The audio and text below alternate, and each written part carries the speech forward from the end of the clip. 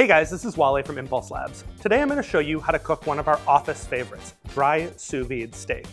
This technique uses the extreme low temperature control of the Impulse cooktop to achieve the very consistent results you get from sous videing a steak, but without wrapping your food in plastic and submerging it in water. I know some extremely pedantic commenters will point out this is not technically sous videing, and that's exactly the point. You get the same effect, perfect edge-to-edge cooking, finished with a reverse sear, but without the hassle.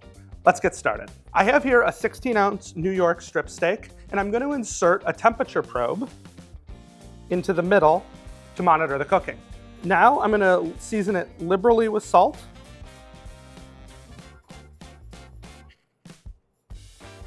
And place it into a dry stainless steel pan. I'm going to turn on the Impulse cooktop, put it into temperature mode, and set the target temperature for 140 degrees. I'm going to then cover the pan with a lid and let it sit. So what we're doing is we're using the pan top to keep some of the heat in the pan. Since this isn't a true sous vide, the steak is not surrounded by water that's exactly the same temperature, there is going to be a little bit of a temperature gradient even with the lid on.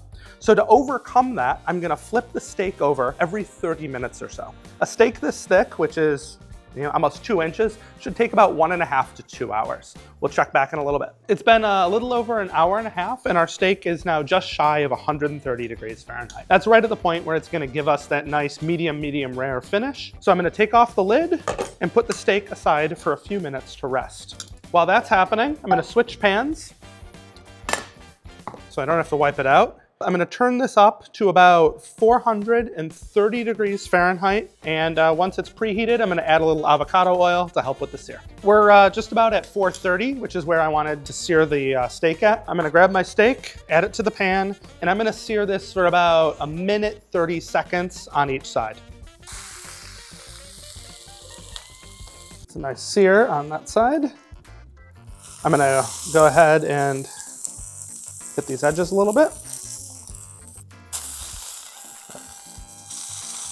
All right, I'm done searing this. I'm gonna pull it aside and let it rest for a few minutes. Let's cut into this steak and see how we did. What we're looking for here is a nice sear on the outside, a very thin kind of gray line just under the sear, and then edge to edge of that 130 degree medium rare, just like you would get if you did a normal sous vide with water and plastic.